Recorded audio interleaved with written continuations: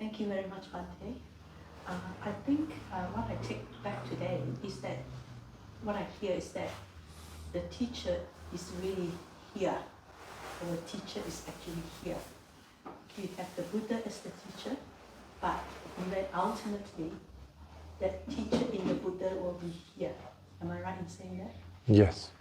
But it doesn't happen in a vacuum, which means we support that principle by exposing ourselves to the teachings which come to us through the suttas. That's why we need to really throw ourselves into the ocean of suttas. You don't need to know all of them. Like we read in this morning's reciting so many texts means nothing. You might know very little. Chula Pantaka was considered dumb. He was a monastic, he was a monk. He was considered dumb and imbecile, basically, because he could not remember a single stanza, a single verse of the teachings. His brother, Mahapantaka, was an arahant already. His brother used to look down on him. But Lord Buddha saw that he was ready. And he gave him a tool, just a piece of cloth for him to rub against with his fingers. And just say, basically, I'm paraphrasing here, you're getting cleaner, cleaner, cleaner, cleaner. And the opposite was happening. Got dirtier and dirtier and dirtier. And he saw that it was his contribution to it that was making it dirty. He pierced through the kilesas. A person who was, the effort has to be there, but the teaching also. So we need to tap into the teachings. Not commentaries, not my interpretation of the teachings either.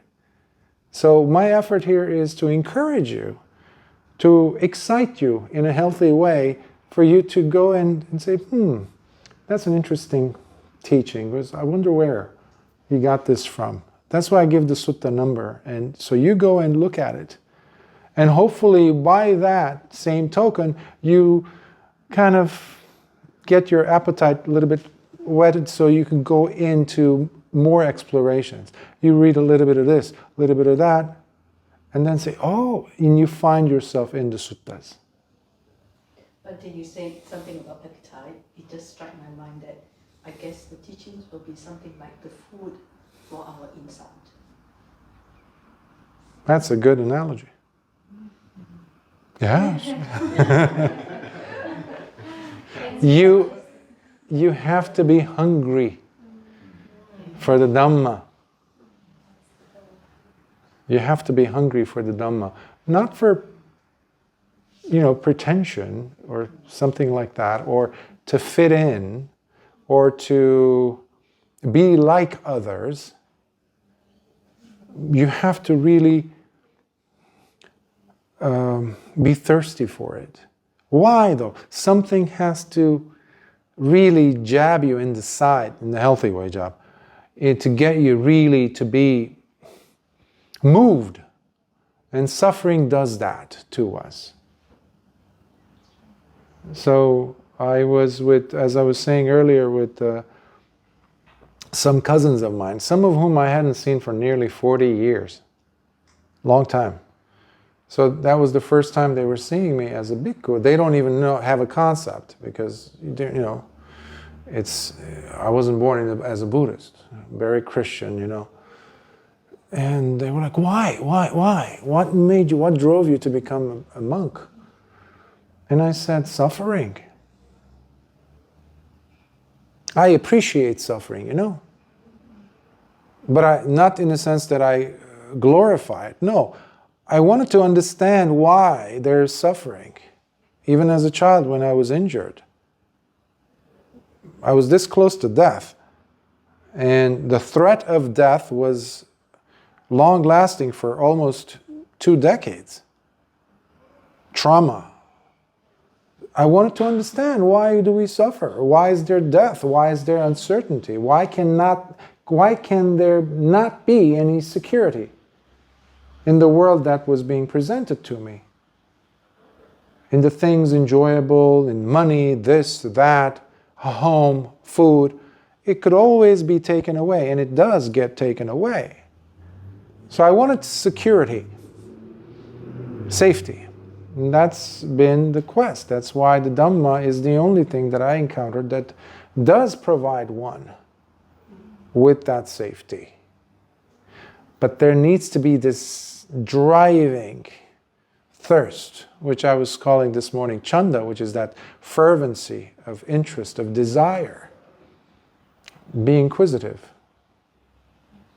So it's not for the dull-witted.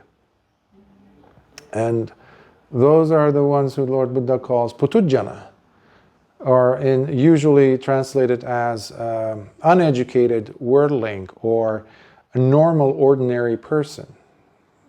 They might have few PhDs, by the way. They might be CEOs of company. They might speak 6 or 7 languages, have Nobel Prizes, but they are still considered dumb as far as the Dhamma is concerned, because they live on the superficial level, putujjanas, versus someone else who penetrates deep, is curious. Why? Why is there suffering? Because when you ask why, genuinely you also want to know the cure for suffering. That's why. We don't glorify suffering.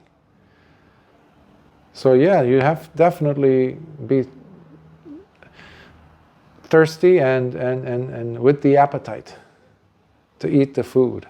But you have to place the food. You have to open the door at least for the food to be brought in. Not pictures of food, because sometimes I see people looking at the menu and saying, aha, I was hungry, now I have eaten. No, you haven't. You just read the name of that food. That's what many of us do, metaphorically speaking. We read something and say, yeah, that is now inside of me. No, there's no understanding. Going through the motions does not secure awakening or freedom from suffering. It just suppresses it. So, but the person has to know it for oneself, and that's why Lord Buddha calls it Pacchatang Veditabbo Vinyuhi. It is to be realized. This path is supposed to be realized by the individual, the wise ones, them for themselves, by themselves. So that's why no one could give you awakening. No one. And if anyone says, come, I have now officiated you, you are now an arahant, or I'm giving you away, there's no such thing. You will know. I have seen people, I was in the presence of individuals where a teacher is saying to someone, based on information, collecting from them, questions and answers, now you're a sotapanna. The person looked at the teacher, looked at me, looked at the teacher, looked at me, looked at the teacher, and said, but I don't feel it. Are you sure? And the person said, well, those answers are the right answers, so you must be a sota, or sakadagami, once returner. And then the person walks away scratching their head. Nothing has changed. Nothing has happened to them. Nonsense. There's no awakening there. The person, if they know, they know. If you're in love, you know you're in love. If someone comes and says, you don't need somebody's proof, basically, you will know. Awakening or seeing the Dhamma is exactly like that. A lot deeper, actually, not exactly, because it's a lot deeper.